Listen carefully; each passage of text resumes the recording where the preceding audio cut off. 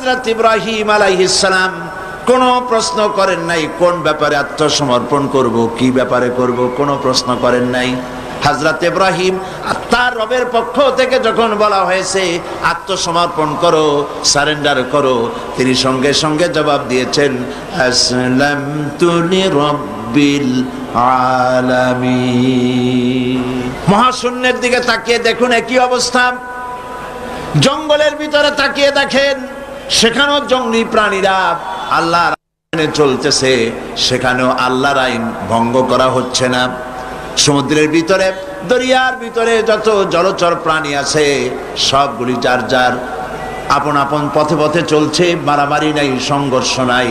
ওয়ালাহু আসলামা, যা কিছু আছে আকাশে, যা কিছু আছে জমিনে, সব আল্লাহর সামনে মাথা নত করে দিয়েছে। সুবহানাল্লাহ।